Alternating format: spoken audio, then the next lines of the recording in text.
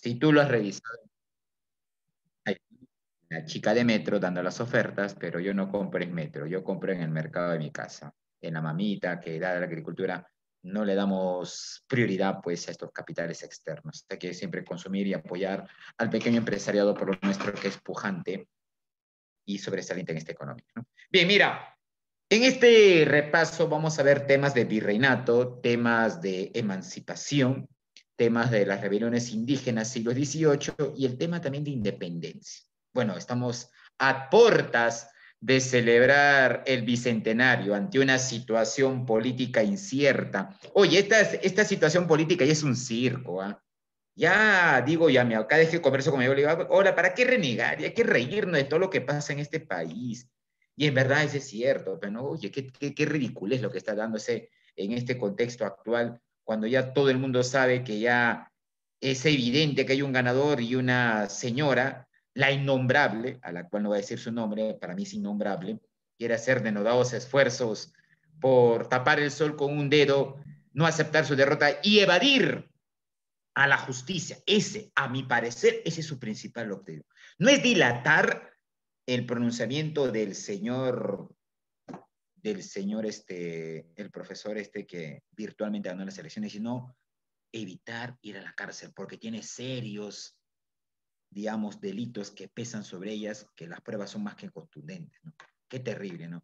Y lo que más me indigna es que esta prensa, cada vez mediática, cada vez comprada, cada vez arribista, cada vez oportunista, cada vez manejada por los intereses del poder, no haya pues difundido estos audios de la vergüenza, ¿no? Donde el señor Montesinos, aún desde prisión, maneja a su antojadizo interés la cuestión política, plantea opiniones y establece directrices cómo actuar. Qué indignante, ¿no? Bueno, pues este es el Perú al que debemos cambiar. Estamos a puertas de un bicentenario, ¿no? Pues solamente pedir paciencia y calma ante ello, ¿no es así? Claro, Petania, ya todo el mundo sabe quién ha ganado, ¿no? Ese es algo evidente, quién ha ganado, ¿no? Lo que está haciendo la señora innombrable. Oye, yo no sé qué pasa con esta señora y tampoco sé qué está haciendo el papel ridículo de la señora Lourdes Flores Nano. Dice ser abogada la señora, la innombrable ha contratado un staff de abogados, supuestamente los más prestigiosos, los más costosos del país, pero escúchalo hablar a estos señores, oye, hablan barbaridades. Yo no sé dónde demonios habrán estudiado derecho estas personas. Yo que no soy abogado, no conozco mucho yo, pero saco pues mis conclusiones en sí, ¿no? Y el abogado de otra parte, el señor Aníbal, ha dado cátedra ayer y los ha destruido jurídicamente todos sus argumentos que se han venido al piso. Entonces, lo que está haciendo la señora innombrable, pues ya no tiene nombre, ¿no? No tiene nombre, una razón de querer producir una inestabilidad mayor en este país. Bueno, pues simplemente hay que esperar ello, porque ya las cosas están hechas y simplemente lo único que tendrá que responder la señora innombrable es ante la justicia, nada más. Que esperemos que esta justicia sea pues proba, sea honesta, sea una justicia recta y le dé la sanción que se merece a la señora por los delitos que se le imputan. ¿Es así? Muy bien, entonces empezamos. A ver, primer interrogante. Dice así. El máximo tribunal de justicia con sede en América. Ay, estamos hablando de la época colonial. Recuerda, a ver, mira, remember. Recuerda, mi estimado jovencito. Este tema ya lo hemos visto, ¿eh?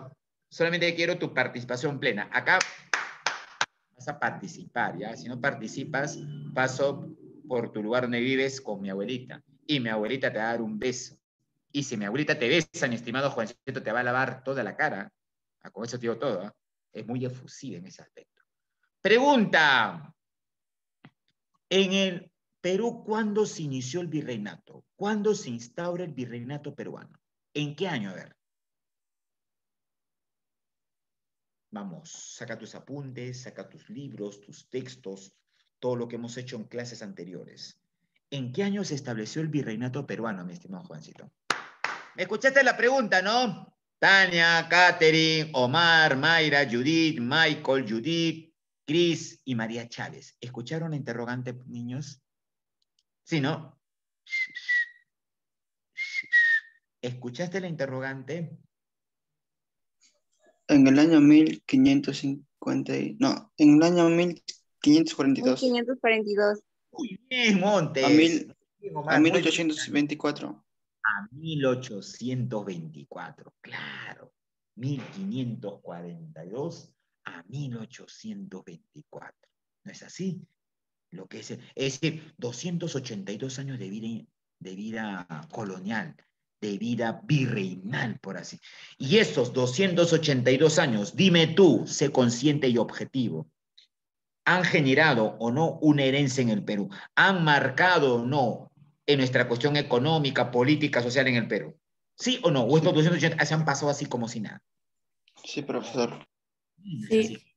Sí, como decía el gran Amauta, el Perú tiene una herencia colonial.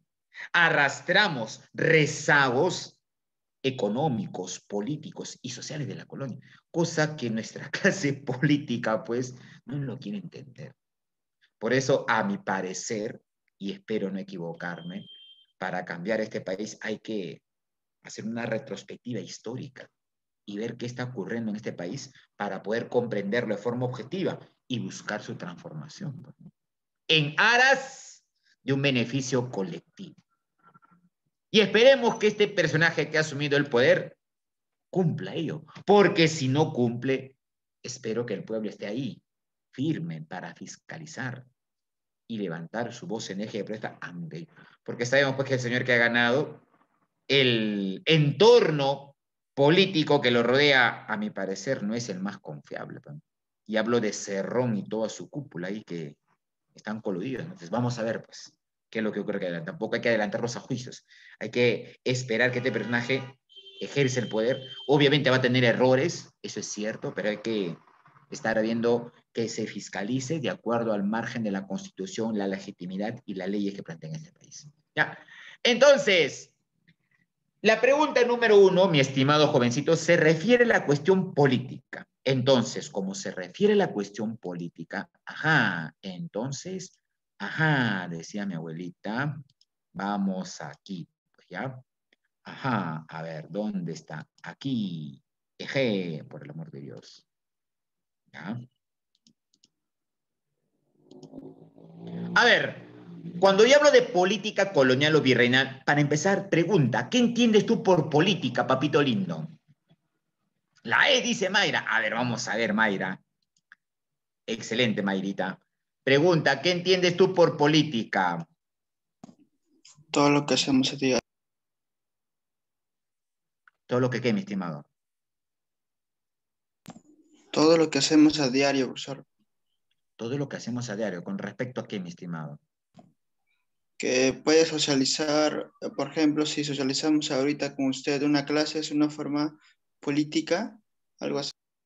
Ujú. Es una ciencia del gobierno, Piensa. profesor, que pasa a diario.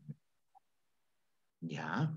Lo que tú dices es correcto. Tiene que ver con nuestra socialización, porque a diario socializamos. Tiene que ver con la ciencia del gobierno. Claro. Es correcto lo que dices. Solamente a las ideas que tú has dado quiero precisar algo. La forma de gobernar, dice mi amigo Michael, por el amor de Dios, otra vez se colgó mi máquina. No puede ser. Ya vamos a esperar a que se... Entonces, a ver, escúchame. En la política, entiéndase como política. A ver, un momentito. Un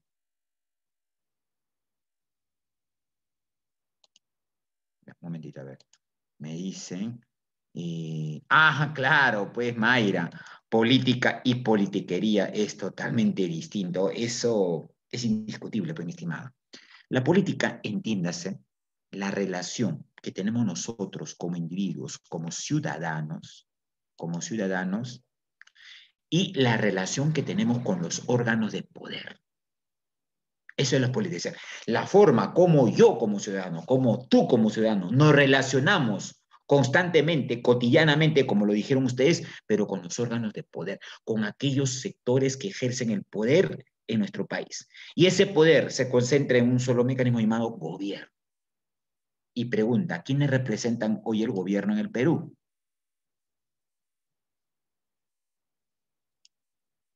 Dime, ¿quiénes representan el gobierno hoy en el Perú?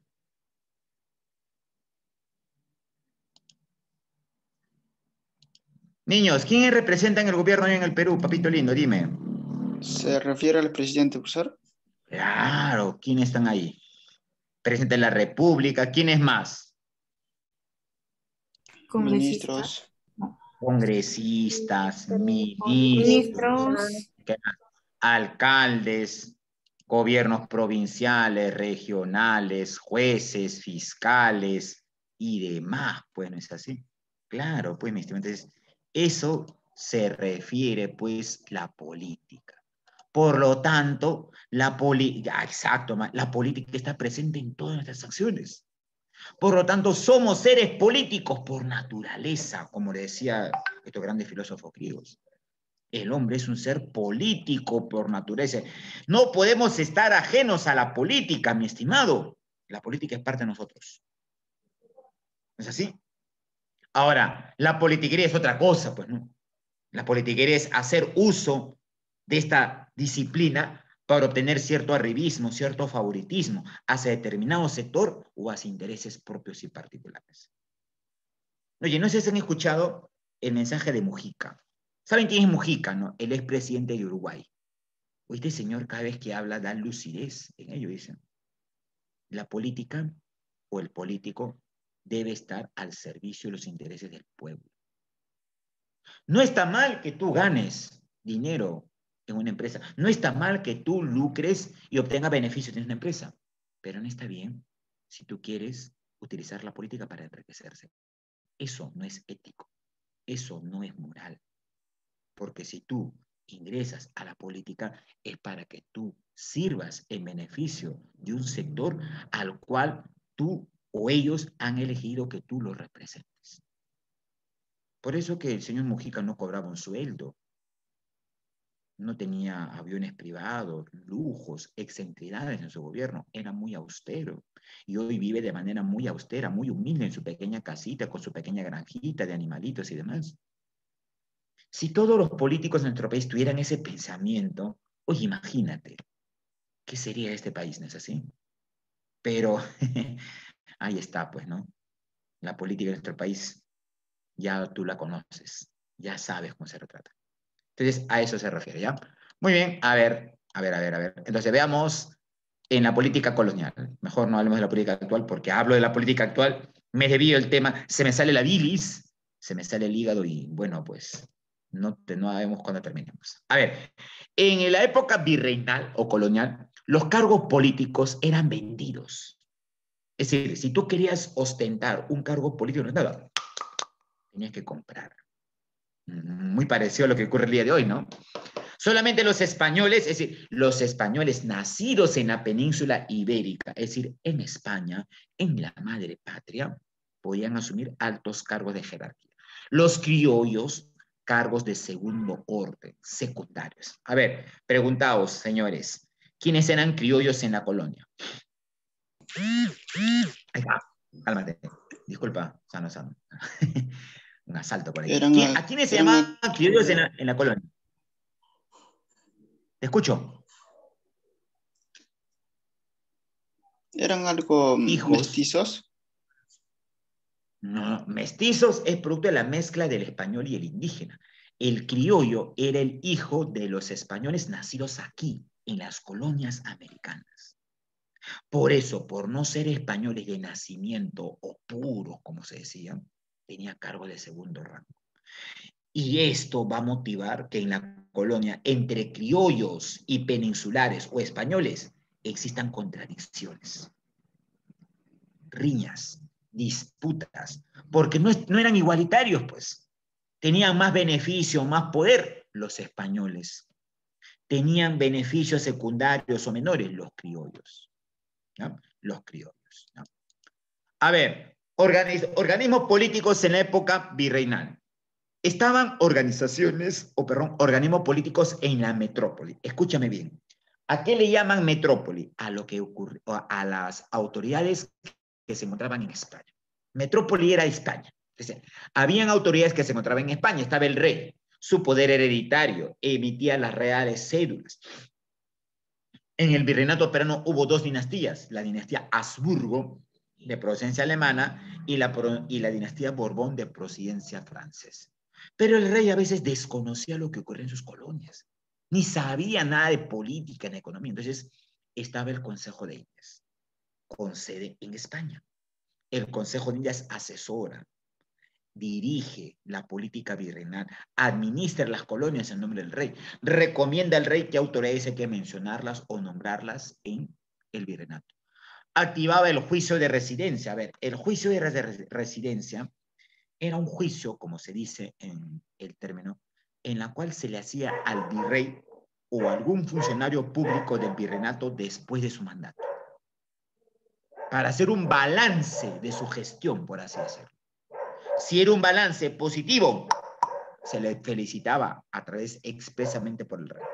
Pero si era un balance negativo, mal manejo del poder, y era grave, podía ser sancionado y llevado a prisión. ¿No? Imagínate si a nuestros políticos y funcionarios estatales le haríamos un juicio de residencia. Oye, mi abuela dice faltaría cárceles para colocar a tantos corruptos en nuestro país, ¿no? Habría que construir más cárceles, por así decirlo. En cambio, habían autoridades en América. El virrey, la máxima autoridad colonial, representaba directamente al rey de España en las colonias americanas. ¿Ya? Al término de su mandato siempre va a elaborar sus memorias, donde estaban los pormenores de su gestión. Estaba también en la Real Audiencia. La Real Audiencia se encargaba de administrar justicia. Es algo así como el poder judicial hoy en nuestro país. Estaba conformado por oidores. ¿Quiénes eran oidores? Personas que oían los dictámenes de un juicio. Tú sabes que en un juicio hay dos partes. La fiscalía, que es la parte acusatoria, la que reúne las pruebas para acusar que el sospechoso es culpable del delito que se le imputa, y está la defensa. Así, la defensa son los abogados que van a buscar argumentos para defender la inocencia de la persona sospechosa del delito que se le imputa. Entonces, el oidor escuchaba ambas partes y luego daba una sentencia, algo así como un juez. ¿Ya? Estaba también el corregidor. Se dice que el corregidor era la autoridad más odiada en la colonia, porque se encargaba de cobrar tributo a los indígenas, se encargaba de aplicar la mitad minera, entregaba los repartos mercantiles. Y por último, la institución del cabildo. La institución del cabildo es una institución colonial que hasta hoy, en pleno siglo XXI, sigue siendo vigente. Te das cuenta, eso es una evidencia de que elementos coloniales siguen vigentes en nuestra política, en nuestra economía. Y el cabildo es la institución que se va a encargar de organizar, administrar a la ciudad. Pregunta, en la actualidad, ¿qué institución se encarga de organizar y administrar la ciudad? Tu ciudad, ¿qué institución la administra? El censo. El censo, ¿no? El censo es un instrumento que recoge información. Institución, hablo yo, no documento. ¿Qué institución se encarga de administrar? A ver, la ciudad de Chosica, distrito de Chosica, ¿qué institución se encarga de su administración, de su gestión, de su organización? ¿Cómo se llama institución? Que es ejercida por una persona que ejerce el poder.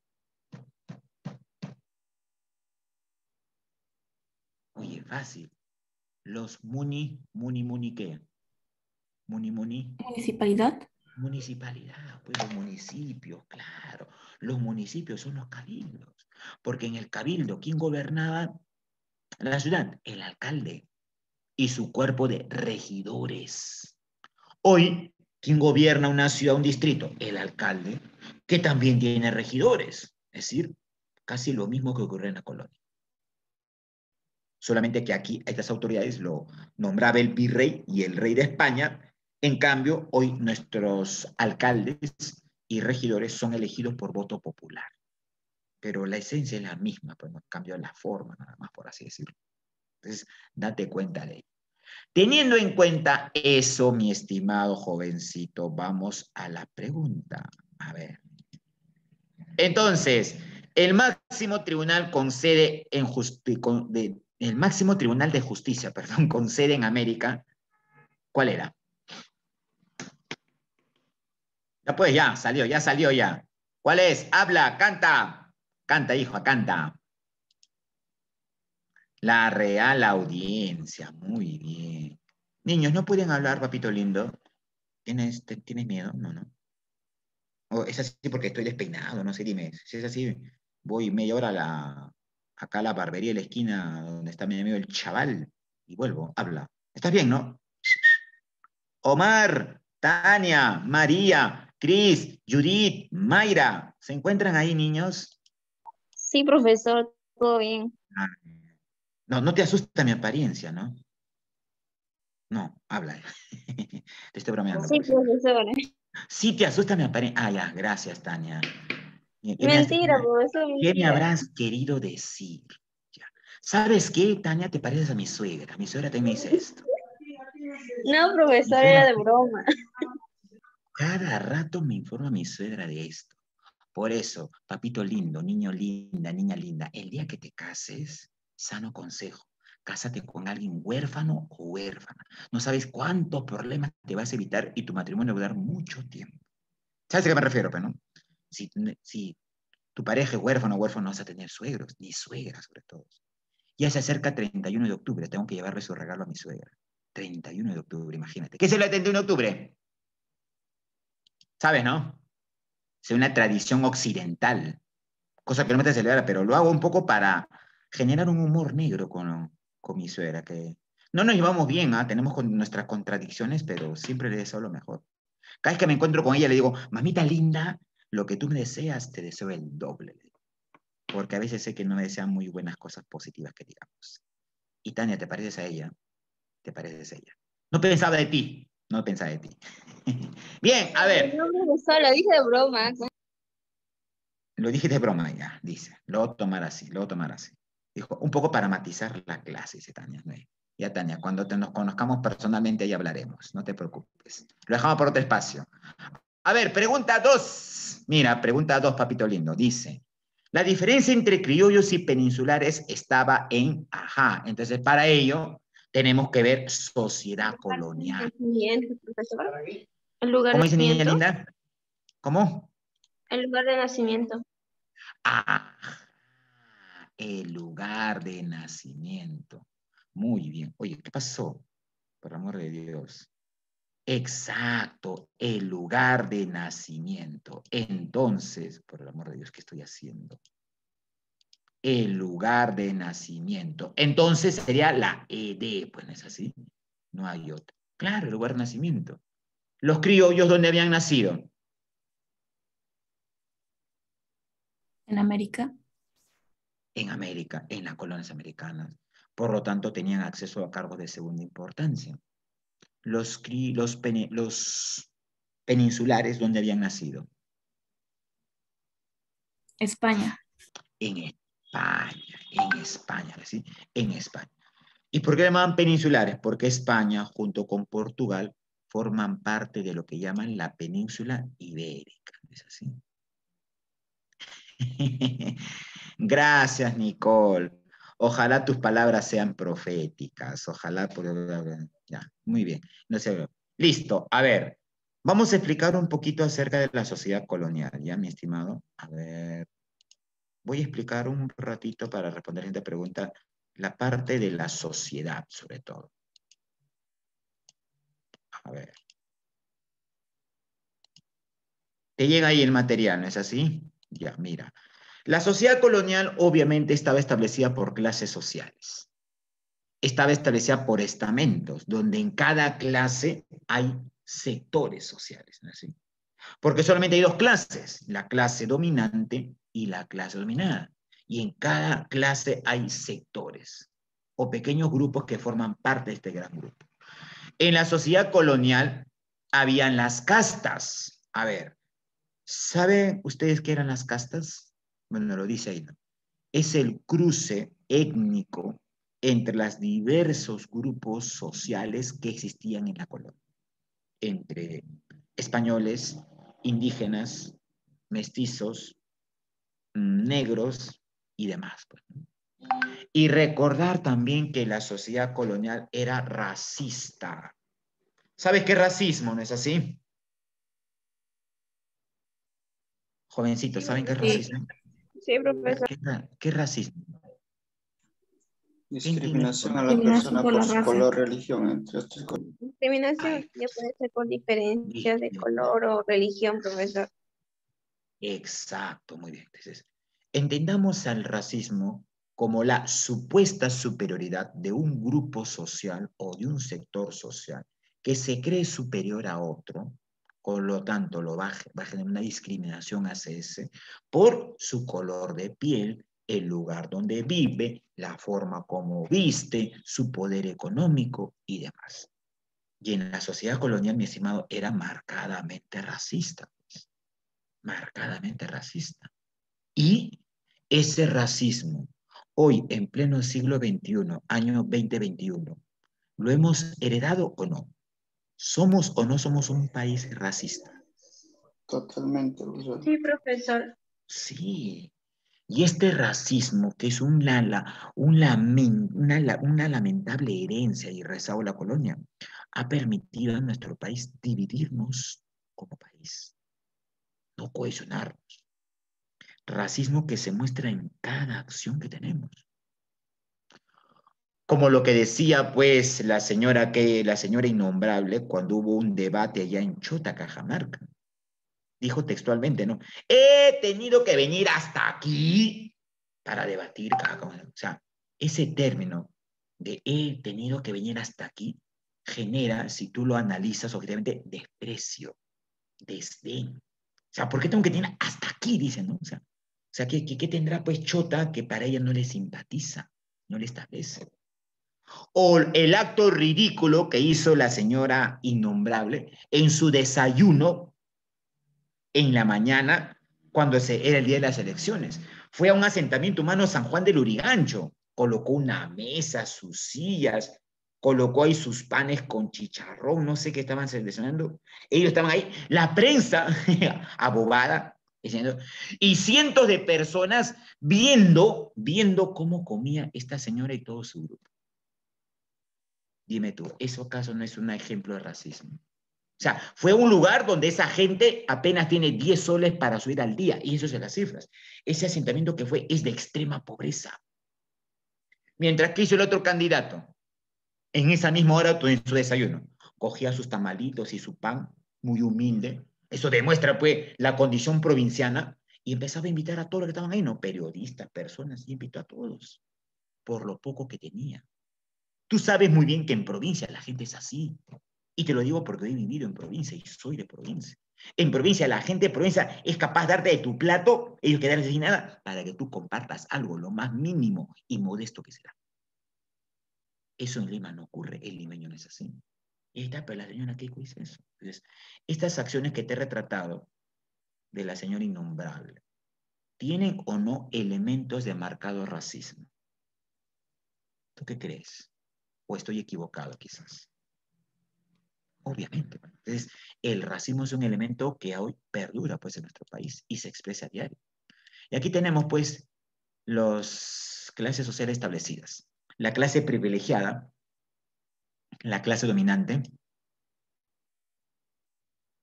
Ah, claro que sí, mi estimada Nicole, claro que sí. Eso es cierto. O hace poco escuché, oye, yo no sé a quién habrá contratado la señora, su abogado el señor Ruiz Patrón, dijo, hace algunas semanas atrás, dijo, cuando intentan anular las actas que vienen en provincia, dice, y la gente de la serranía, así dijo, la gente de la serranía, que no ha tenido criterio, ellos plantean pues que la gente de la sierra, el andino, nuestro hermano andino campesino, dicen ellos, no tiene criterio y han manipulado su voto. ¿Qué quiere decir esto? O sea que el voto del indígena andino no cuenta. ¿Qué quiere decir? Que el voto de este indígena no cuenta porque el voto de una persona en San Isidro, La Molina, Miraflores, pesa mucho más que estas personas. ¿Acaso ellos no también tienen decisión? E inclusive decía, ¿no? ¿Cómo es posible? Dice, oye, mira qué ridículo, dice, ¿no? ¿Cómo es posible que en Huancavelica, en la mesa tal, en el distrito tal, Tayacaja, por ejemplo, todos hayan votado por Castillo y nadie ha votado por la señora K? Eso no puede ser, pues.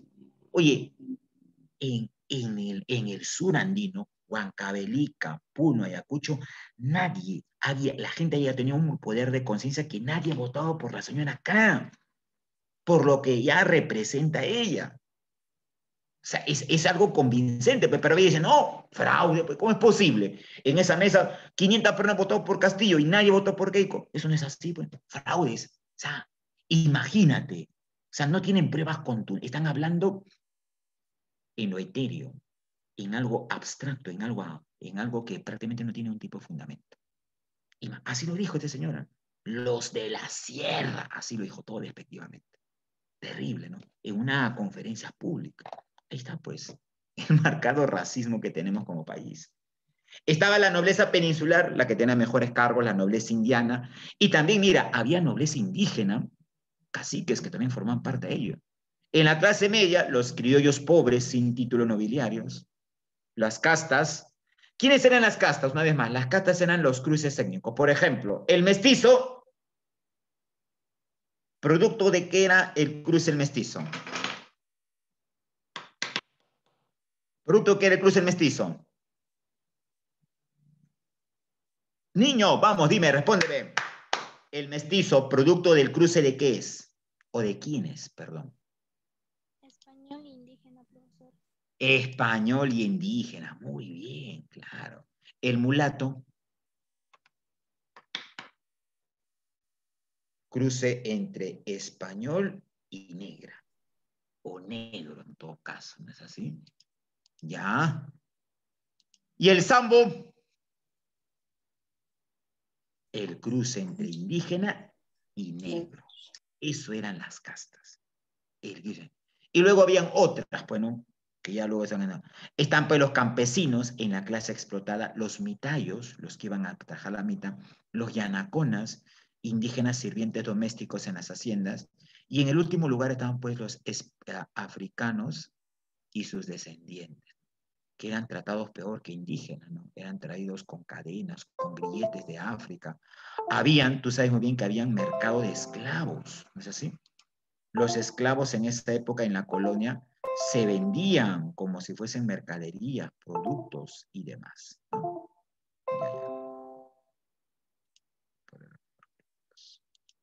¿Ya? Entonces, volvamos a la pregunta.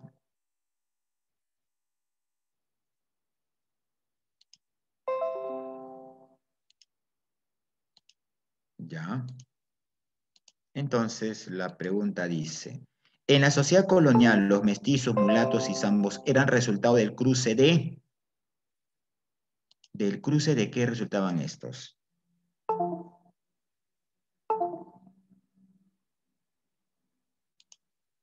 ¿Mm? ¿Del cruce de qué, mi estimada, dices? De las razas.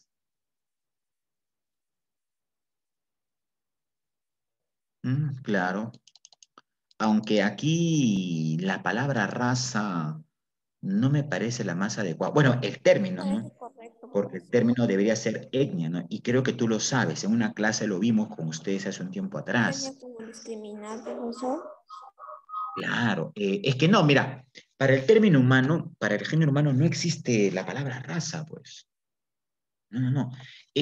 La palabra raza como tal, el término raza, es una creación del capitalismo, de las grandes burguesías que lo crearon casi, a ver, antes de la crisis del 29, cuando se creó ese término raza, tratando de argumentar que los países más poderosos del mundo en ese entonces, hablo del final del siglo XVIII, Inglaterra, Francia, Alemania, eran de raza superior y de cultura superior, que debían imponer y someter a pueblos de raza inferior. Por eso que en final del siglo XIX, ¿qué pasó con África? Se dividió, se repartió entre las grandes potencias capitalistas, Inglaterra, Francia, Alemania, Bélgica, argumentando superioridad de razas. O sea, el término raza es una creación histórica del capitalismo. No tiene ni fundamento filosófico, ni histórico, ni ideológico. Sirvió para justificar la intromisión, la irrupción violenta a África, aniquilar a esas señas y apropiarse de sus materias primas y recursos. Ese mismo discurso lo va a utilizar años después Adolf Hitler cuando establece el nacionalismo alemán, el término de raza aria. No existe el término de razas.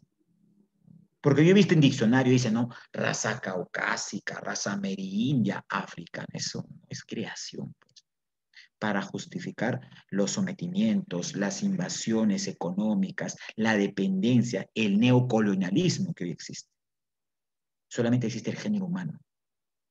Y obviamente el género humano es uno, único. Ahora, que es muy distinto, es cierto, es muy distinto porque hay características biológicas distintas. Y es distinto porque hay también culturas y costumbres totalmente distintas a nivel mundial. Entonces, vamos a asumir que es raza, ¿no? Aunque el término acá debería ser etnias, a mi parecer. A mi parecer, ¿ya? Muy bien. Siguiente pregunta. Dice, en el periodo colonial, los comerciantes que se agrupaban en una institución se denominaban, a ver, comercio en la colonia. ¿Cómo era el comercio en la colonia? ¿Recuerdas? A ver, te voy a hacer recordar con este PPT, ¿ya? Te voy a hacer recordar con este PPT. ¿Recuerdas, papito lindo, comercio en la colonia? Por el amor de Dios, ¿qué estoy haciendo?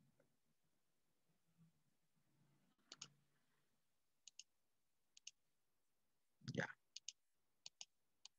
Entonces, para ello, vamos aquí. Ya, economía colonial. Mira, dice, en la economía colonial va a haber ciertas características o ciertos principios, por así decirlo. Estos eran los principios. Primero, España, estamos hablando del siglo XVI, años 1500, España y otros países europeos tenían la tendencia en ese entonces de que el país que amasaba grandes cantidades de oro y plata iba a tener poder económico. A eso, en ese contexto, se le llamó bullonismo. Por eso que España empezó a saquear el Perú y utilizaba a los indígenas como mano de obra en la cual millones van a morir por extraer oro y plata. Otro principio económico, el intervencionismo. La metrópoli, es decir, España, intervenía directamente en la economía de sus colonias. El exclusivismo. España, la metrópoli, intervenía y establecía cuáles eran las rutas y los puertos de comercio. Y sobre todo, aquí, mira, ve, esto quiero resaltar, el monopolismo. ¿Qué quiere decir monopolio? Bueno, esta palabra tú lo conoces porque estás llevando economía, ¿no es decir, papito lindo? ¿Qué es un monopolio?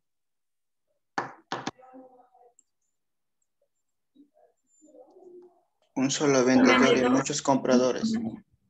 Exacto, cuando en una economía existe un solo vendedor y muchos compradores. Y como existe un solo vendedor, este vendedor pone las reglas que le crea conveniente. Puede elevar los precios, las políticas, y los vendedores se tienen que ajustar a él. Ejemplo, Luz del Sur. ¿Es así? Ejemplo, Telefónica y otras empresas más que ejercen monopolio en nuestro país. Pero en este entonces, el monopolio a nivel comercial consistía en que España prohibía a sus colonias comercializar con otros países. El monopolio quería decir que solamente las colonias americanas podían comprar a España y vender a España. No podían hacerlo con otros países. Esto era el monopolio. Y este monopolio comercial permitió, escúchame, permitió el crecimiento económico de una aristocracia en Sudamérica, el Perú. ¿Y cuál era el centro económico y político del Perú?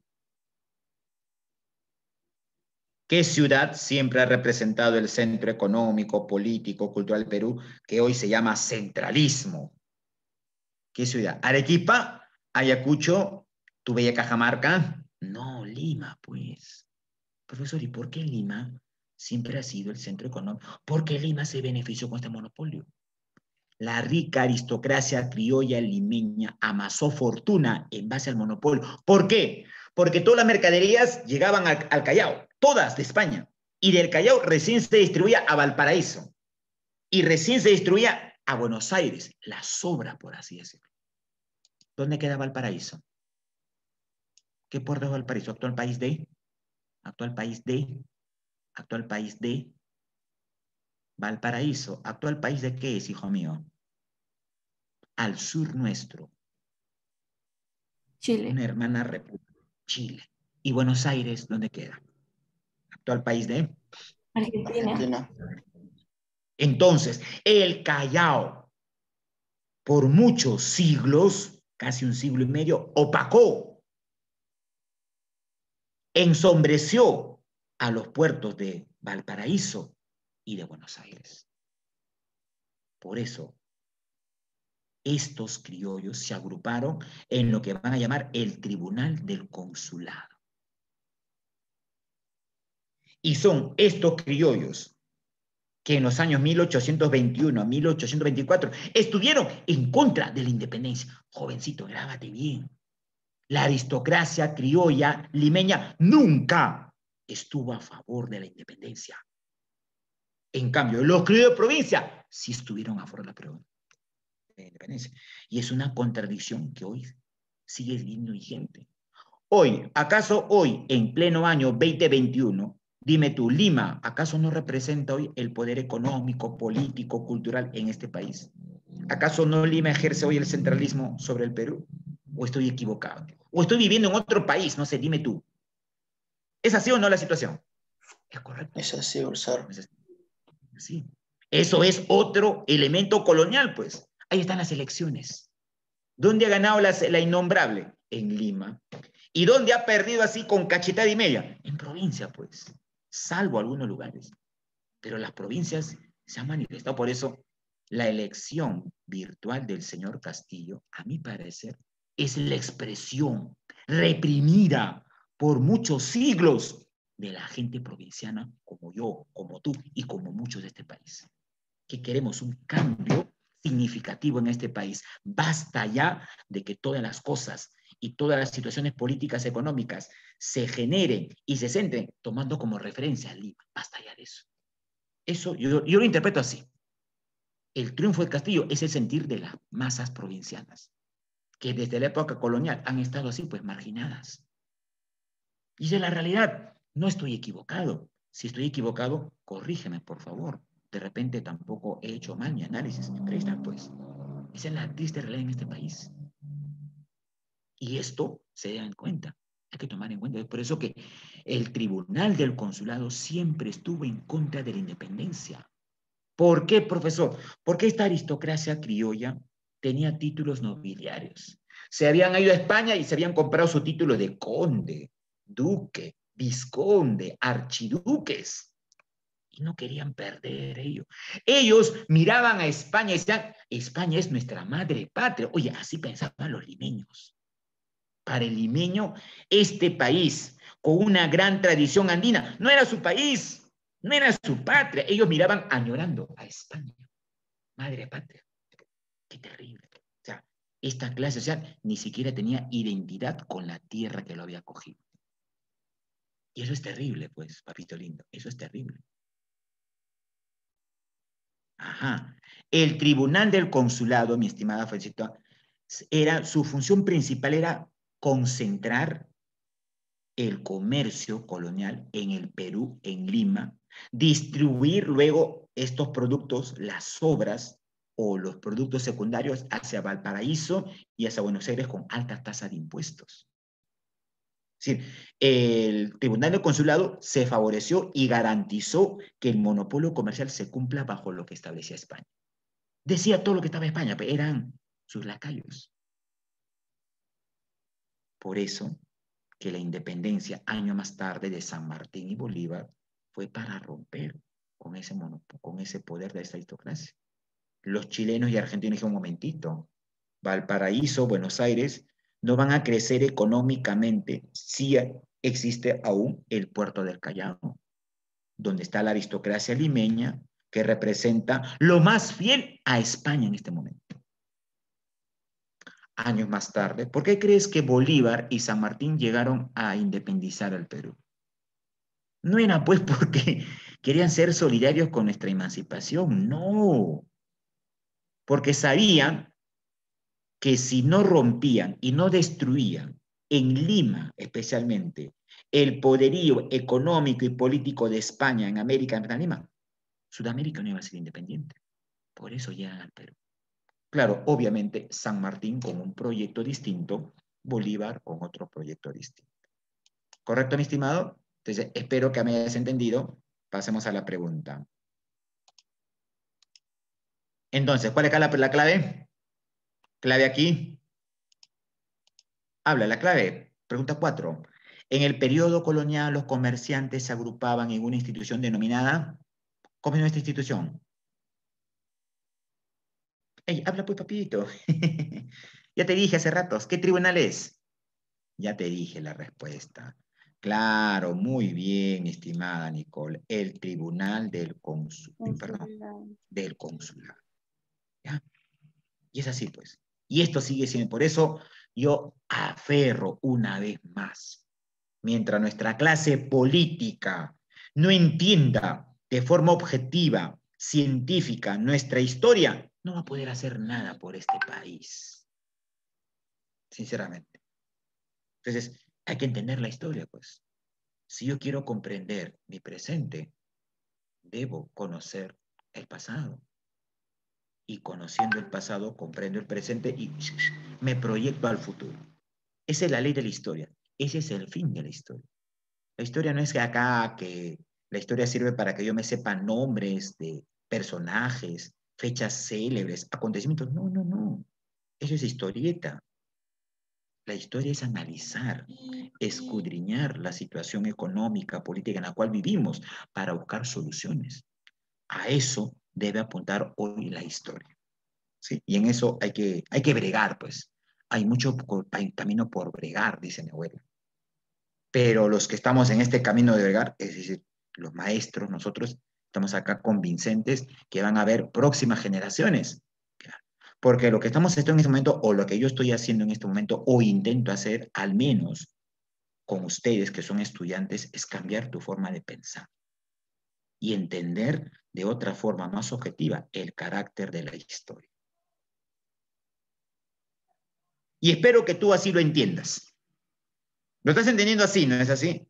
Porque le estamos dando otro enfoque a la historia.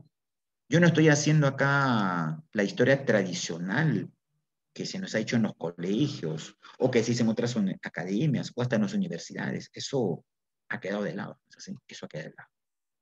¿Me entiendes así, no es así? ¿Entiendes lo que trato de decir, mi estimado?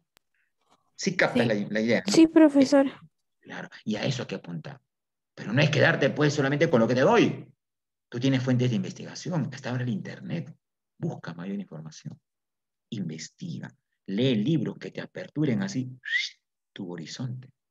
Y puedas ser una persona abierta al debate, a la crítica, porque solamente así avanzan las sociedades y la ciencia, en base a la crítica, a la autocrítica y al debate. Y eso tú muy bien pues lo conoces.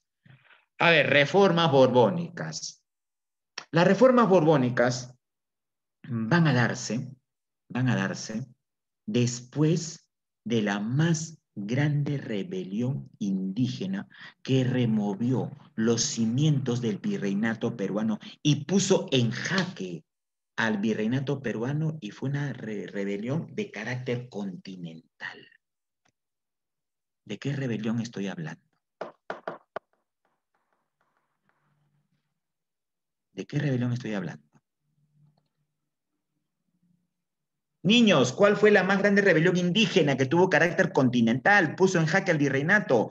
José Gabriel Condorcanqui Noguera, más conocido su nombre de batalla como Túpac Amaru II. Segundo. Túpac Amaru, porque hay un Túpac Amaru I, el último inca de Vilcabamba. Y aunque no lo creas, y no te estoy paliando, investiga, hay un Túpac Amaru III. Ya, si la próxima clase tú me investigas, ¿a quién se llamó Túpac Amaru III? Ahí hablamos al respecto. Te dejo como tarea, por así decirlo, ¿ya? Investiga quién fue Túpac Amaru III. Surgió en la época de la prosperidad falaz, la época ya cuando el Perú era una república, los primeros años de la república, época del boom guanero. Investiga, existe, ¿ah? Obviamente los libros tradicionales no lo van a registrar, pues. Pero como tú tienes una visión distinta, trata de investigarlo, ¿ya? Entonces, Después de esta rebelión indígena, que fue la más fuerte en el virreinato se resquebrajó. Los reyes de España aplicaron reformas borbónicas. Trataron de reformar el virreinato para evitar que las contradicciones sociales se amilanen. Evitar apaciguar las luchas indígenas, porque los españoles le han temido a las luchas indígenas. Mi abuela dice, cuando el pueblo se levanta en armas, es un tsunami, nadie lo para. Ejemplos, Revolución Francesa, revoluciones liberales, la Revolución Rusa. Todos estos procesos que yo te menciono, ¿quién lo llevó a cabo? ¿Una sola persona o es el pueblo? El pueblo. ¿Y lograron, triunfaron estas revoluciones? Claro. Pero obviamente... Las grandes masas, profesor. Claro, obviamente el pueblo está bien direccionado. Entonces, acá lo que la corona española temía era que el pueblo tome una conciencia de clase y cambie la situación. Por eso aplican las reformas borbónicas. Un poco para matizar, maquillar la situación, ¿ya? Entonces, a eso hay que apuntar con las llamadas reformas borbónicas. Exacto, muy bien, Mayra. Claro, el pueblo tiene que tener un buen líder. Y hemos explicado qué es un líder en unas clases anteriores, ¿no? Entonces, a ver, vamos a decir. Uno de los objetivos principales de las reformas borbónicas aplicadas sobre sus colonias en el transcurso del siglo XVIII fue, ¿qué fue? El aumento del poder político era la aplicación de la doctrina económica mercantilística, la reducción drástica de impuestos comerciales, el destierro de orden religiosa. Aquí va a ser esta. Se va a desterrar. ¿Sabes qué es destierro, no, papito lindo? ¿Qué es un destierro? Sí, profesor. Ya, ¿qué es destierro? ¿Qué es destierro, hija? Niños, ¿qué es destierro? Expulsar. Y en ese entonces del virreinato peruano se expulsó a una orden religiosa. ¿Qué orden religiosa fue? Los jesuitas. Fueron expulsados del virreinato. ¿Por qué, profesor? Porque los jesuitas, en ese entonces siglo XVIII, escúchame bien, ¿eh? Era la orden religiosa más importante. Tenían mucho poder económico y político. Controlaban universidades, colegios, tenían minas, bancos, encomiendas, indígenas, tierras, haciendas. Y para remate, los jesuitas ponían y manifestaban que el Papa tenía mayor poder que el rey de España. Entonces el rey de España, Carlos III, manifestó y dijo, bueno, si estos jesuitas tienen este poder, poco a poco van a incrementar más su poder y puede ser un obstáculo al poder del rey. Hay que expulsarlos. Y los expulsaron a todos. Los expulsaron de toda América, especialmente del Perú, donde habían concentrado un gran poder. Y sus propiedades fueron confiscadas. Los jesuitas, ¿no? La última audiencia, a ver, dice, en ser creada a fines del siglo XVIII como consecuencia de la gran rebelión del sur andino, ahí están pues. Profesor, ya acá yo ¿cómo no quisiera tener a este pseudo abogado, o no sé si llamarlo abogado porque habla papanatas y habla incoherencias? ¿Cómo no quisiera tenerla en el frente y explicarle por qué la señora Keiko no ha tenido ningún voto en el sur andino, ni en Cusco, ni en Puno, ni en Ayacucho, ni en Andahuayla? Por esto, pues. Históricamente, revisa la historia, por eso estos individuos no conocen nada de historia y hablan barbaridades a nivel nacional todavía. El sur andino siempre ha sido una zona rebelde. Si tú revisas en el virreinato, las rebeliones indígenas que se dieron fueron en el sur. Mateo Pumacahua, los hermanos Angulo. Años antes, José Gabriel Condorcanqui. Entonces, el sur andino, nuestros hermanos indígenas del sur, tienen un sentimiento de identidad y de lucha social mucho más convincente que cualquier parte del país. Y ellos se han dado cuenta, pues, que la señora innombrable es una falsedad a todo lo que promete. Y por eso han votado, pues, casi unánime en favor de otro candidato. ¿Es así o no es así? Es así. Para que me digan, es fraude. Oye, disculpa la palabra, pero eso es una estulticia total. disculpa la palabra que utiliza acá, pero ese abogado es un gran zopenco, que no conoce mucho de esta historia. El sur andino, pues. De repente muchos de ustedes serán del sur, de repente muchos de acá son de Ayacucho, Andahuayla, Sapurímac, a mucho orgullo y mucha honra. Zona combativa, zona resistente, zona que tiene mayor identidad. El sur andino. Ahí está, pues, revisa el mapa de las elecciones. La señora acá no llega ni siquiera al 3-5% de aprobación en el sur andino. El otro candidato le ha ganado por 60, por 70, por 80%. Por goleada, como quien dice. Esa es la razón histórica, pues. El sur andino. La más grande región de Tupac Amaru, el sur andino. Ahí está, pues. Sentimiento de lucha, de consistencia, de resistencia. No sé si me dejan entender. Entonces, la última audiencia que se creó fue justamente la del Cusco. A ver, un momentito, voy a borrar acá. Ya, ahora sí. Fue la del Cusco. ¿Ya? Donde se va a dar pues, la más grande rebelión indígena, que fue la de José Gabriel Condorcanqui, llamado Tupac Amaru II. A ver, vamos a ver con respecto a la rebelión de Juan Santos Atahualpa.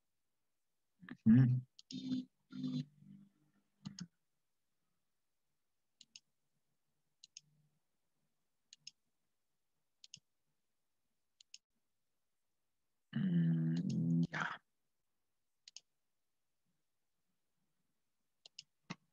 A ver, ¿se logra captar la imagen, mi estimado? ¿Logras ver la imagen? Ya, a ver. Brevemente, Juan Santos Atahualpa fue una rebelión que se va a desarrollar entre el año 1742 a 1756, antes de la gran rebelión de Tupac Amaru. Es un antecedente. Por eso, mira, el gran historiador Juan José Vega, del cual fui su discípulo y del cual compartí muchas tertulias académicas. ¿No se ve la imagen? Habla, ¿no se ve el PPT? No lo logro ver, profesor. Disculpa. A ver, un momentito.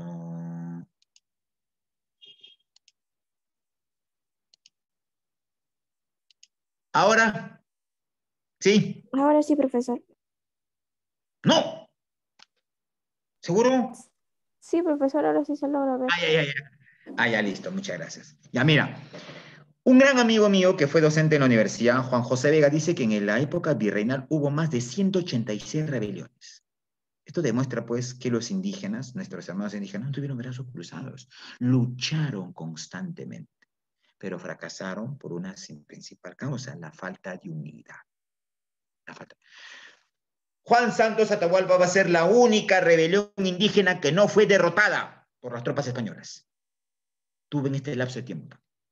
Su objetivo, expulsar a los españoles negros y instaurar el Tahuantinsuyo. ¿Dónde se dio esta rebelión? Observa, se dio aquí. Observa el mapita. Selva central del departamento de Junín. ¿Qué localidades de la selva central del departamento de Junín, profesor, especifique?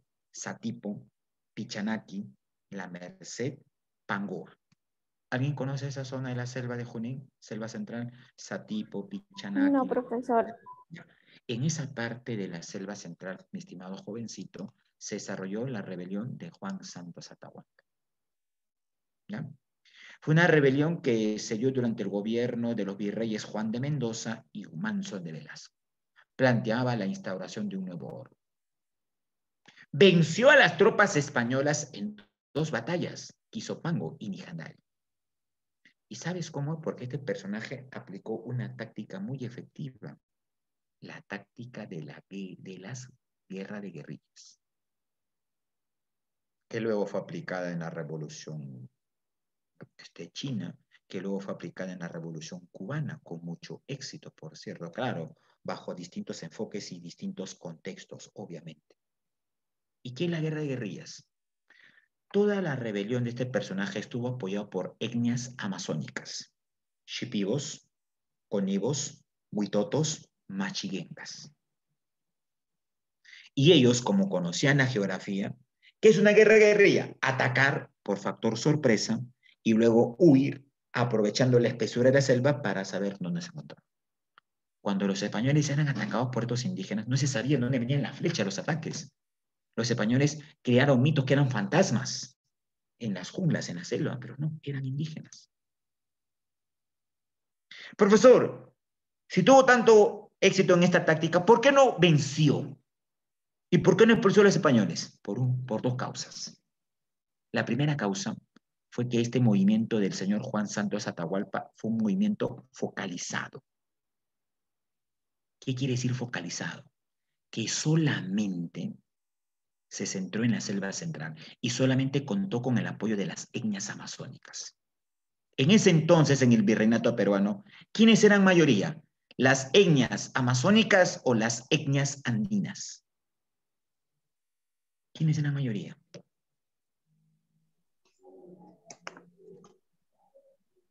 Andinas. Las Indias, etnias profesor. Las andinas. indias. No, las etnias andinas, hija mía, no Andinas, etnias. profesor. Lo Andinas, siento, claro. profesor. No te preocupes, hija, no te preocupes. No, a mí me gusta que participen y si uno sigue, ¿cómo estamos acá para corregir? Estamos acá para aprender. No hay por qué Gracias, sentirse. profesor. No te preocupes. Yo no, digamos, estigmatizo cuando una gente se equivoca. No, prefiero que te equivoques aquí que el examen de admisión en otros espacios. Ahora, si la mayor parte de personas en nuestro virreinato eran etnias andinas, el error de Juan Santos Atahualpa, a mi parecer, es que no convoca a las etnias andinas. Solamente se basó en etnias amazónicas. Es decir, su movimiento no se expandió más allá de la selva central. No buscó el apoyo de los cusqueños, de los ayacuchanos, de los arequipeños, que tienen un sentimiento de lucha muy arraigado.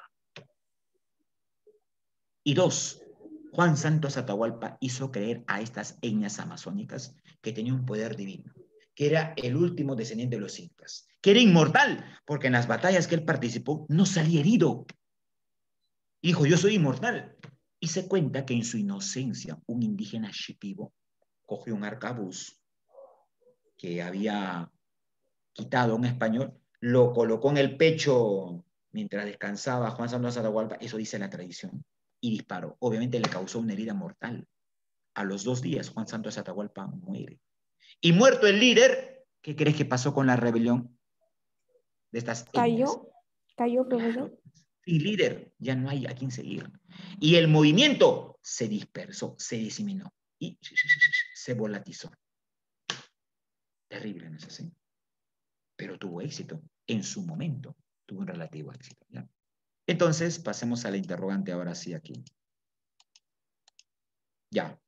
La rebelión de Juan Santos Atahualpa se desarrolló en... Ya te dije la pregunta, la respuesta. Pues ya te expliqué todo sobre esta rebelión. ¿Cuál es la clave acá? No me decepciones. Junín. Exacto. La C, pues Tarma y Junín, de la cual es heredera mi madre, y en la cual viví un tiempo en mi gran infancia. Por eso mi infancia, habré tenido una infancia carente de muchas cosas económicas, pero no me puedo arrepentir de los momentos que viví en el campo. Aquellos, de repente muchos de ustedes que han vivido en el campo, deben saber, pues, ¿no? Que la vida en el campo no se compara a nada de lo que uno ha vivido. Tuve muchas carencias, sí, como todo joven, como todo niño, pero no me arrepiento de vivir esos hechos de estar ahí en el campo, con tu tierra, con tus animales. Es la etapa que añoro y que la etapa en la cual me causa cierta nostalgia volver a ello. Es ello. Claro, muy diferente. Muchos de ustedes son de zona provinciana y supongo entenderás a lo que trato de dar a conocer. Entenderás, ¿sí? Virrey peruano durante el levantamiento surandino de Túpac Amaru II, más conocido como José Gabriel Condorcet. Exacto, muy bien, mi estimada Nicole, claro que sí. ¿Quién fue este virrey? Cuando Túpac Francisco Amaru se Toledo. rebela, no, Francisco Toledo es del siglo XVI. Estamos hablando del siglo XVIII. El virrey fue Agustín de Jáuregui, ¿ya? Agustín de Jáuregui, ¿ya? Ahora, recordar que lo siguiente. A ver, voy a colocar un ratito el PPT de la rebelión de Túpac Amaru, ¿ya? Si me permites.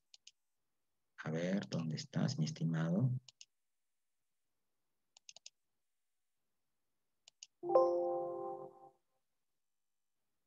Ah, demonios.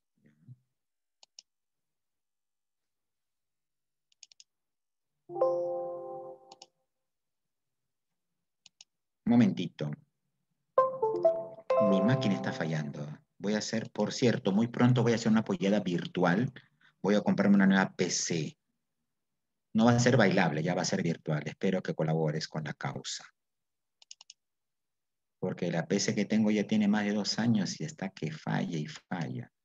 Y es un poco que me molesta. Bueno, perjudica el trabajo que en este caso tengo que hacer. Timbo, si hago una apoyada virtual, formas parte de ella como colaboración. Claro, no es bailable, no te ilusiones. No va a traer el grupo 5 ni mucho de eso, no, muy costoso. Ya, luego te paso la invitación, ya, mi estimado. Bien.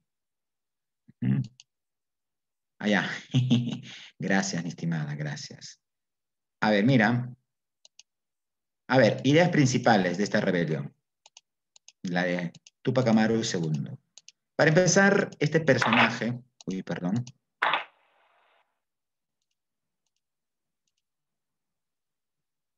Hay que entender quién fue Tupac Amaru II. Mira, Tupac Amaru II no fue cualquier indígena. Su nombre correcto, como tú lo has dicho, era José Gabriel Condorcanqui Noguera. Condición social de José Gabriel Condorcanqui Noguera. ¿Qué condición social? Era un mitayo, era un yanacona, era un cacique, era un indígena pobre. ¿Cuál era su condición social? Tú lo sabes, ¿ah? Estoy tratando de hacer recordar. ¿Cuál fue la condición social de este señor? Era un cacique. ¿No es así? Claro, cacique de 3 pueblos en la zona sur de Cusco, Tungazuca, Surimaná y Pampamarca. Tenía una recua de llamas que hacía la ruta de la Plata desde Cusco hasta Buenos Aires.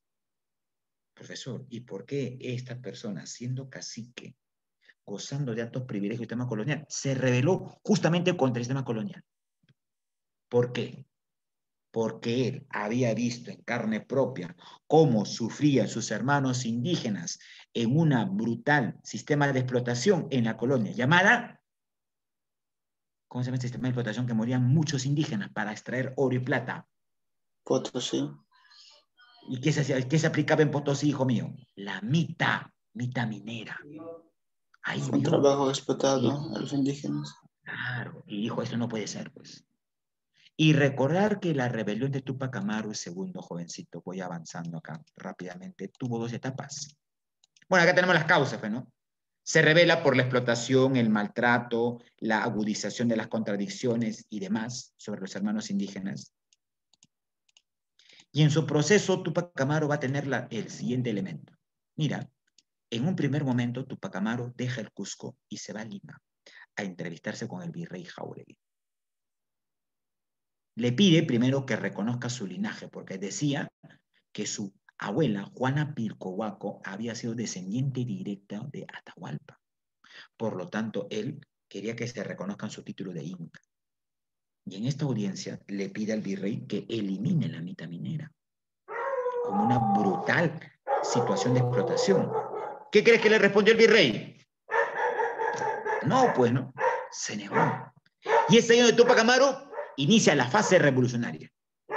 Mira, a diferencia del señor, escúchame, a diferencia del señor José de Santos Atahualpa, Tupac Amaru convocó a todos los sectores sociales, y eso que te quede claro. No solamente convocó a indígenas, convocó a mestizos, convocó a negros, convocó a criollos. Señores, muchos criollos pobres formaron parte de la rebelión de Tupac Amaru. Fue el primero que va a establecer y eliminar la esclavitud. En las zonas de Apurima y cerca Ica, donde habían haciendas de esclavos, llegó a estas haciendas y liberó a los esclavos negros, que muchos de ellos se sumaron a su movimiento. Uno de ellos, la historia borró sus nombres, fue Antonio de Oblitas. Acuérdate bien, Antonio de Oblitas. Y Antonio de Oblitas va a ser el primero que pinte el retrato de José Gabriel Condorcanqui. Y fue uno de sus principales secretarios de guerra de José Gabriel Condorcanqui. O sea, José Gabriel Condorcanqui convocó a todos los sectores sociales oprimidos. Buscó eliminar la feudalidad, planteó la antiesclavitud y el anticolonialismo. En su movimiento de José Gabriel Condorcanqui y Tupac Amaru hubo un criollo pobre de ascendencia inglesa, Miguel de Montiel. Anótalo, por favor, Miguel de Montiel. ¿Y quién fue Miguel de Montiel? documentos que no han sido muy corroborados, que no han sido muy escudriñados, porque en este país no se quiere hacer debate de este tema, Miguel de Montiel inició conversaciones con Inglaterra y había la clara intención de que Inglaterra apoye la rebelión de Túpac Amaru. El nexo era Miguel de Montiel, que tenía ascendencia inglesa. En el proceso, estas conversaciones y estas gestiones se truncaron. Oye, ¿qué hubiera sido si Miguel de Montiel hubiera logrado el apoyo de Inglaterra en la rebelión de Túpac Amaru? Tengo por seguro que Túpac Amaru hubiera triunfado. Y no hubiéramos esperado a que venga un Bolívar o un San Martín a independizarnos, bajo los proyectos que obviamente ellos tenían. Entonces, date cuenta de la importancia de esta rebelión. Fue el primero en la cual decretó la esclavitud y decretó la eliminación de la esclavitud. Antes que San Martín y antes que tu amigo y este personaje llamado Ramón Castilla, que la historia terrenal dice que Ramón Castilla liberó a los negros, y esto es una total falsedad. Ya en su momento lo hablaremos de ello. Entonces, esto hay que tomarlo en cuenta. Por eso, algunos dicen que este movimiento de Túpac Amaru fue de carácter revolucionario. Y tú ya sabes que es una revolución, pues no es así. Por eso acá, fase revolucionaria. Y por eso que fácilmente la red Túpac Amaru se expandió a Ayacucho, a Andahuaylas, Puno, Apurímac, y llegó hasta Bolivia. Venció en la batalla de Sangarará, Tungazuca. Pero un detalle, aquí siempre hay un pero, pues. Profesor, ¿y por qué no triunfó? ¿Sabes por qué no triunfó? Una vez más acá, el divisionismo. Lamentablemente, nuestras etnias andinas indígenas no tenían una adecuada cohesión, como existe hoy. Hoy en nuestro país, a pesar que existe un centralismo, también existe un marcado regionalismo. Profesor, ¿qué es un regionalismo? Plantear que una región o un departamento tiene diferencias muy marcadas con otra región. Por ejemplo, el ayacuchano, el huamanguino con el guantino. No sé si has visto. Hay una contradicción entre huamanguinos y guantinos. O la contradicción entre huancaínos y cusqueños. Hay una contradicción no resuelta. O entre arequipeños y ayacuchanos. Es el marcado regionalismo. Eso se vio en la rebelión de Túpac Amaru. Caciques como Túpac Amaru, en vez de unirse a Túpac Amaru, lucharon contra Túpac Amaru, jovencitos. ¿Quiénes? Anota sus nombres. Mateo Pumacahua, el cacique Rosas, el cacique Chilipata, lucharon contra Túpac Amaru. Bueno, sobresale Mateo Pumacahua. Profesor, ¿y por qué Mateo Pumacahua luchó contra Túpac Amaru? Porque Túpac Amaru planteaba eliminar la mita minera. Esa era su principal propuesta de lucha. Y acabar con la esclavitud, con la dependencia, con el colonialismo. Mateo Pumacahua tenía muchas minas en el sur andino. Y Mateo Pumacahua piensa y dice, si la rebelión triunfa y se aplica la eliminación de la mita minera, yo que tengo minas no voy a tener mano de obra para producir mis minas. Por lo tanto, voy a tener pérdidas económicas. Mateo Pumacahua pensó más en su persona que en la causa del movimiento indígena. ¿Y saben qué hace Mateo Pumacahua? Dijo, un momentito. Oye, nadie podía derrotar a Mateo Pumacahua. ¿Y saben qué hace Mateo Pumacahua? Dice, yo me ofrezco a usted, señor virrey. Deme hombres, deme fusiles, deme armas. Yo sé cómo derrotar a Túpac Amaru. Y sabía, pues, porque siendo él indígena, sabía la forma como actuaba Túpac Amaru, sabía qué tácticas utilizaba Túpac Amaru y sabía cómo hablar a los indígenas. Por eso que Túpac Amaru fue derrotado en la batalla de Checacupe. Y documentos no oficiales dicen que en la batalla de Checacupe se enfrentaron indígenas contra indígenas. Indígenas defendiendo a Túpac Amaru y indígenas defendiendo a Mateo Pumacahua, con el apoyo español. Por eso Mateo Pumacahua logra derrotar. Divisionismo. El marcado divisionismo que ha existido hoy en nuestro país. La falta de unidad, que es una carencia, y la traición también. ¿Qué hubiera pasado si Mateo Pumacahua hubiera tenido un poco mayor conciencia de clase y se hubiera unido a Tupac Amaru? Oye, catapum, plum, plum, se hubiera logrado el éxito, tenlo por seguro. Pero una vez más, el divisionismo pudo más en nuestro país. Por eso mi abuela siempre me recuerda esta frase popular que dice, ¿no? En el Perú, el enemigo de un peruano no es el chileno, no es el ecuatoriano, no es el boliviano. ¿Es quién? El enemigo de un peruano. ¿Es quién? Ajá, muy bien, es otro peruano, pues. Ahí está, pues mira, históricamente lo estamos demostrando. Entonces, date cuenta de ello. ¿Ya? Bueno, ajustician a Tupac Amaru, tú ya sabes todo ello, fue mutilado, su familia también, pero hay una consecuencia aquí. La rebelión de Tupac Amaru, no vayas a creer que acabó con la muerte de Tupac Amaru y todos sus familiares. No. Donde dejó sembrar la semilla fue en la zona sur, en el Alto Perú, hoy Bolivia. En Bolivia, los ideales de lucha de Tupac Amaru fueron tomados por Julián Apaza, el cual se va a llamar Tupac Katari. E inicia la lucha revolucionaria en la zona sur, que va a llegar hasta Argentina la influencia. Y luego sus ideales se difunden a Ecuador y hasta Venezuela. Por eso, lo que hacen Bolívar y San Martín años más tarde es terminar las ideas y los principios que había sembrado la rebelión de Tupac Amaru. Por eso que la rebelión de Tupac Amaru es de carácter continental. Esto entiéndenlo, continental. Y es la primera lucha emancipatoria real, objetiva, en la cual el pueblo indígena buscó sacudirse de la opresión colonial.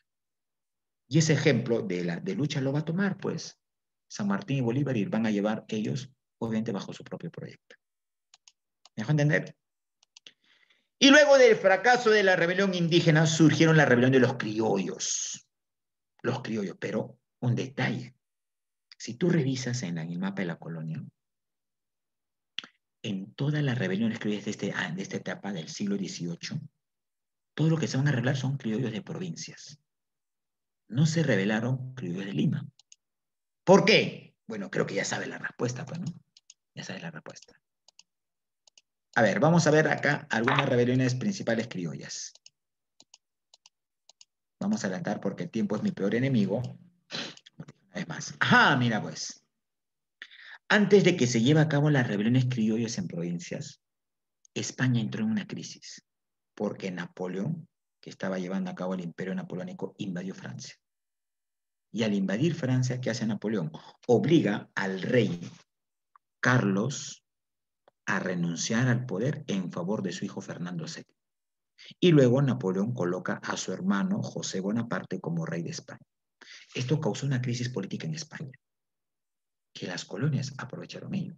En las colonias se van a formar juntas de gobierno. Los criollos de Sudamérica formaron juntas de gobierno, desconociendo al hermano de Napoleón como rey de España y afirmando su supuesta fidelidad a España. Pero en el fondo, estas juntas de gobierno dijeron, es el momento oportuno, como España está en crisis, para llevar a cabo la independencia. Mira, se forman juntas en Santa Fe de Bogotá, Quito, La Paz, Chuquisaca, lo que soy Bolivia, Santiago de Chile y Buenos Aires. Todos los criollos de estas regiones formaron juntas de gobierno, que decían ser fieles a España, pero en el fondo querían aprovechar esta crisis de España para separarse de España. Profesor, qué coincidencia. Se formaron juntas de gobierno en todas las zonas de Sudamérica, menos en Perú. ¿Por qué? ¿Por qué en Perú no se formaron juntas de gobierno? ¿Por qué crees? Bueno, la razón es simple, pues. Porque el Perú era el centro del poder español en Sudamérica, especialmente dirigido desde Lima. Oye, y desde Lima, el Tribunal del Consulado, los ricos criollos de Lima, dieron dinero al virrey que gobernaba en ese entonces el Perú. el virrey Fernando de Abascal.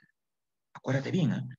Y Fernando de Abascal va a ser considerado, ajá, exacto, sí, Mayra, muy bien, es considerado un virrey contrarrevolucionario, porque estuvo en contra de la revolución criolla de independencia.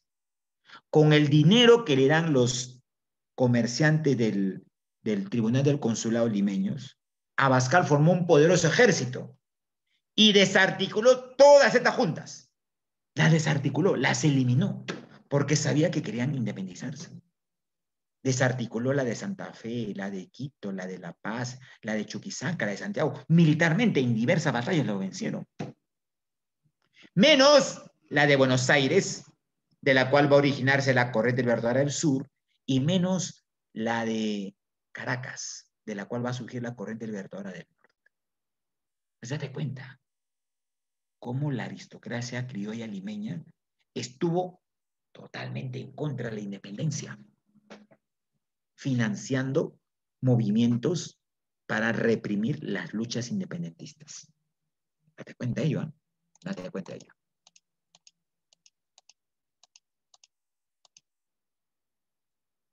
Y aquí pues van a surgir un grupo de ideólogos, ¿no es así? Ajá, por ejemplo, a ver. Ideólogos precursores de nuestra independencia. Y con esto acabo porque tenemos que ir a dar su práctica. Estaban los reformistas y los separatistas. Los reformistas eran mayormente criollos de Lima. ¿Qué decían estos criollos de Lima? Ellos decían lo siguiente, que el Perú debía seguir siendo colonia de España, pero se deben hacer algunos cambios, algunas reformas parciales, maquillar la situación, atenuar la situación, pero seguir siendo dependiente de España. Estaba ahí José Baquijano y Carrillo, estaba ahí Hipólito Unanue, que va a fundar años más tarde la Facultad de Medicina de San Fernando, y Toribio Rodríguez de Mendoza. Todos limeños. Los separatistas eran criollos, pero de provincia. Tacna, Arequipa, Cusco. Y obviamente estos criollos de provincia van a tener una postura distinta a los criollos limeños. Si estos criollos dicen ser separatistas, ¿qué quiere decir? ¿Qué planteaban? ¿Separarse de quién? ¿De sus esposas? No, separarse de España. Es decir, planteaban la independencia. Pero profesor, ¿sabes por qué querían separarse de España? Si estos criollos buscaban separarse de España, pregunta, ¿quién crees tú que iban a controlar el poder político? Ellos, pues. Es decir, ellos buscan separarse de España para tener el control del poder político. Y llevan a cabo una lucha, un enfrentamiento. Lucha donde ellos no van a poner el pecho en estas guerras. ¿A qué sector llama? Para los cuales van a ofrendar su vida, derramar su sangre por la búsqueda de esta independencia. ¿A quiénes llaman? ¿Indígenas? A los indígenas, pues. Es decir, los indígenas, ingenuos ellos, porque aún no tenían una ideología clara, se sumaron a estos criollos. Los criollos le dieron armas y los indígenas esta vez lucharon a favor de los criollos. Entonces, date cuenta de ello. Está Juan Pablo Vizcardo y Guzmán, Francisco de Miranda y José de la Riva Agüero y Osma. Y acá están, pues mira, a ver, todas las rebeliones en provincias. La de Francisco de Sela, 1811. La en Huánuco, liderada por José Crespo y Castillo. Pallardel y años más atrás en Lima. Y los hermanos Angulo en Cusco. Ninguna rebelión en Lima, todas en provincias. Fracasaron una vez más porque el virrey Abascal desarticuló militarmente a todas estas, las aniquiló, con el apoyo de los criollos limeños del Tribunal del Consulado. Entonces, date cuenta cómo actuaban los criollos limeños, pues. Y date cuenta cómo hoy actúan los criollos limeños en este contexto político actual. Es así. Toda la gente que ha ido a apoyar en estas últimas semanas a la señora acá, ¿sabe cuál ha sido su gente? Hoy yo he visto gente de Miraflores, de San Isidro, que llevaban a sus empleadas para que cojan su cartel. Y decían, no queremos comunismo en el Perú. Ni siquiera saben qué es comunismo. Ni siquiera saben que históricamente no había ningún país comunista y hablan de esto. O sea, eso es lo que más me indigna. Un gran filósofo asiático, promotor de la Revolución China, decía lo siguiente: si quieres hablar de algo y quieres intervenir en algo, debes conocer el tema. Si no, mejor cállate. Es cierto, ¿no? O sea, si yo quiero hablar de algo, debo tener conocimiento del tema para no ver pachotadas y no hacer una acción ridícula.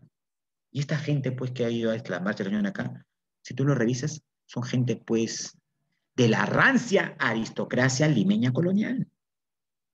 San Isidro, La Molina, Surco, que discrepan a que el señor Castillo tome el poder, porque dicen, no, va a instalar un gobierno comunista, como Cuba, dice.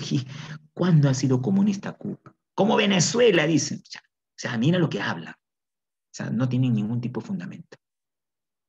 Ahí está, pues esto es una herencia que hemos arrastrado, mi estimado jovencito, de la época colonial. ¿Ya?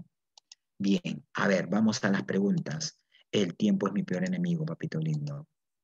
Entonces, dice, precursor peruano, pronunció el famoso elogio al virrey de Jáuregui. Era un criollo reformista limeño.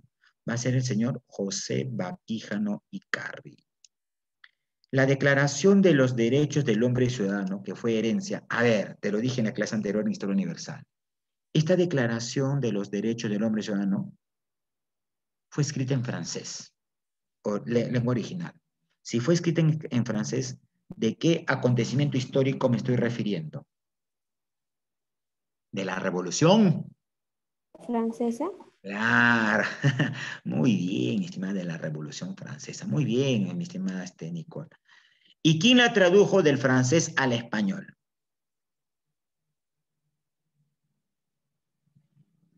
Juan Pablo Vizcarra y Guzmán lo va a hacer. Durante la invasión napoleónica a España, el motín de Aranjuez significó la abdicación de Carlos IV en favor de su hijo Fernando VII, en plena época de la invasión napoleónica a España. ¿Ya? Y última pregunta. El virrey, ajá, acá sí debes saberlo. El virrey contrarrevolucionario que luchó contra el establecimiento de juntas de gobierno en América, que a todas las desarticuló con el apoyo de los comerciantes de Lima. ¿Quién fue este virrey? Ah, disculpa, Mayra. Mil disculpas, Mayra. ¿Me disculpas, Mayra? Discúlpame. Cometí un exabrupto. ¿Sí? Dime que sí, porque voy a ir con cargo de conciencia, no voy a poder dormir toda la noche. Señorita Mayra, ¿tengo su veña de su disculpa? Respóndeme, por favor. Ah, gracias, Mayra. Puedo dormir en paz. Así es, mi estimada señorita Nicole. Es el señor Fernando de Abascal. ¿Ya? Bien, señores. Vayan a la respectiva plataforma, está la práctica del día de hoy, para que puedan resolver y también puedas medir tu nivel de aprendizaje. Como digo una vez más, sé que se conectan cada día pocos, pero creo que los pocos que se conectan quieren aprender, quieren saber, quieren ampliar. Y quien habla va a estar dispuesto a ello. Así hay clase con 8, con 7, con 5, pero lo vamos a hacer. Hay que ser consecuente y siempre bregar en abrir brecha en este camino para darte luces objetivas de lo que ha pasado históricamente en este país. Una vez más digo, ha sido un gusto, un placer trabajar con ustedes, a pesar que somos un grupo, digamos, mínimo, pero sé que los que están aquí es que están realmente interesados en aprender. Y los que se suben posteriormente, bueno, también serán bienvenidos. Pues, ¿ya? Gusto trabajar contigo, nos vemos Montes, nos vemos Judith, nos vemos Mayra, nos vemos Chris, nos vemos Catherine y nos vemos Tania. Tupananchiscama, mi estimado jovencito. ¡Nos vemos! Tupananchiscama, profe, hasta la próxima. Tupananchiscama. Hasta el día viernes. Cuídate mucho.